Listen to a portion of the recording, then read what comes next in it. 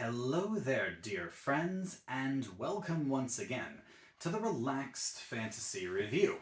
Today, we're going to be discussing a subclass from the Explorer's Guide to Wildmount, or Wildemount, the world created by Matt Mercer of Critical Role, and then made official D&D content later on. This is a book that has quite a lot of cool adventure. There's a whole campaign inside of it, and some character options. Today we're going to be talking about one of those, the Wizard subclass, the Chronurgist Wizard. This wizard is the master of time manipulation, basically time magic.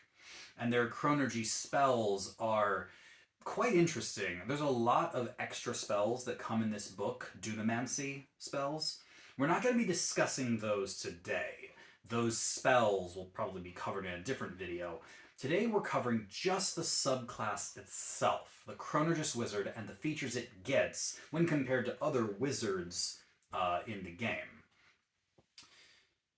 Before we get started, I want to let you know that for just $1 a month, you can support Relax Fantasy Review. There's a join button below the video. If you click on that, for $1 a month, you get a little badge next to your name showing that you're a supporter of the channel, as well as my undying gratitude. Thank you so much for watching these videos and for supporting my channel. The Chronurgist Wizard is a subclass you can select at level 2 as a wizard, and straight away you get 2 features. First of all is the Temporal Awareness feature. Temporal Awareness says that you get to add your intelligence modifier to your initiative rolls. So, because dexterity is often the third stat wizards would care about, you probably don't have an amazing initiative boost, but now you can add your number 1 stat, your intelligence modifier, making it very likely you'll go early, if not first, in combat. But the other thing you get is Chronal Shift. Basically, if you see a creature, roll a d20, whether it's an attack roll, ability check, saving throw, whatever, and you don't like the roll that they got, you can use your reaction and 1 use of Chronal Shift to make them re-roll it. Whether it's an enemy attacking you or an ally, whether it's an ally attempting an ability check, or you or an ally making a saving throw, all of the above, you can use Chronal Shift to force a re-roll. Notice that this is not advantage or disadvantage because you must use the second roll. But considering that if your ally gets crit and you force a re-roll, it's very unlikely that, it's not going to be disadvantage of sorts, because the second roll is probably going to be lower. Same if an ally rolls bad in a saving throw, a re-roll is probably something they want, even if they're forced to take the second roll.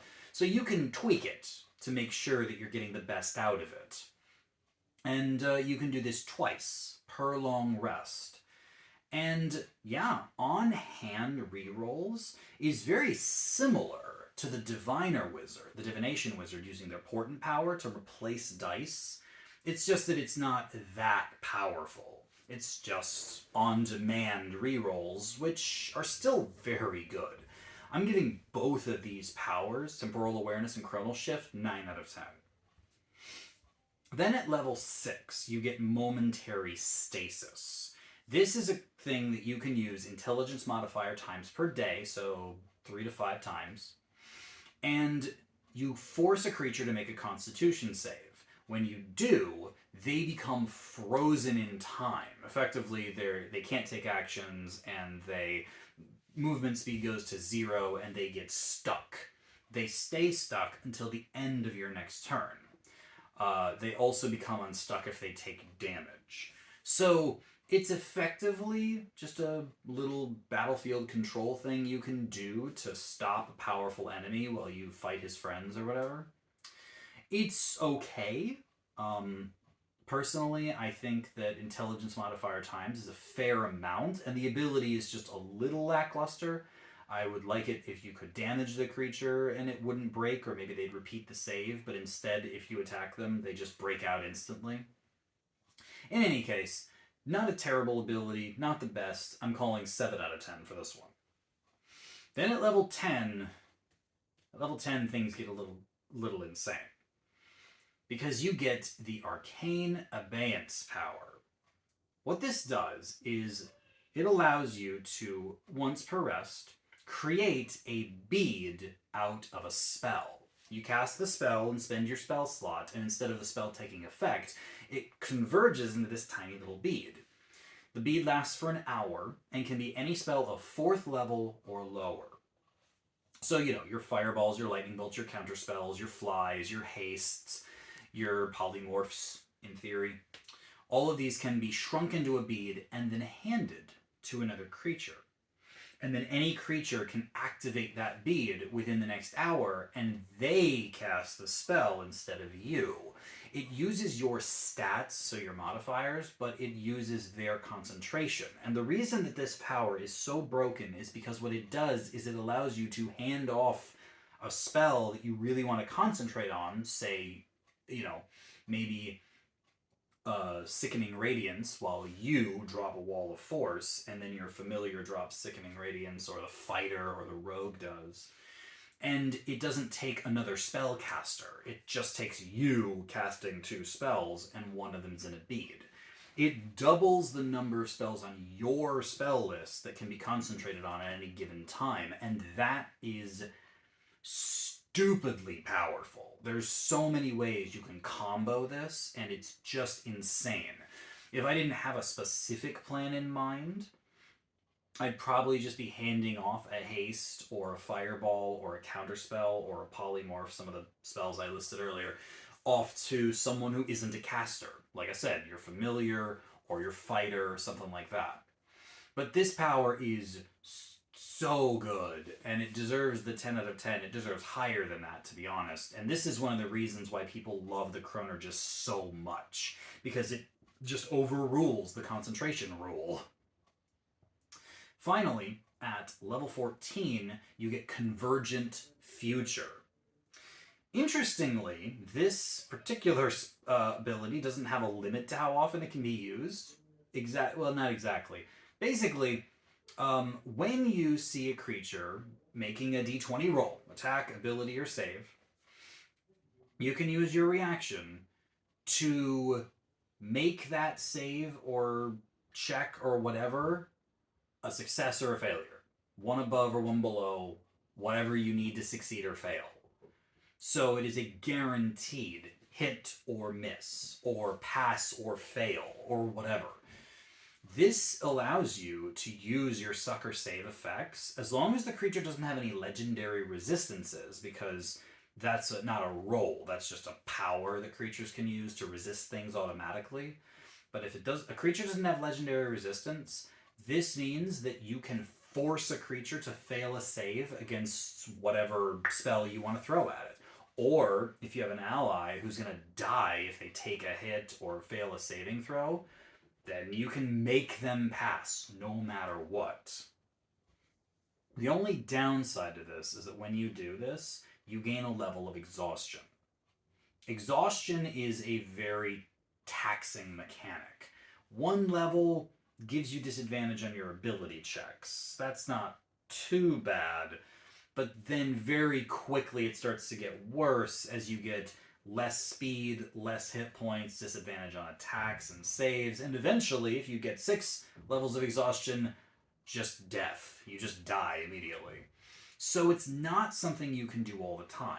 It is something that you should absolutely be doing like once per day when you need your spell to stick for sure.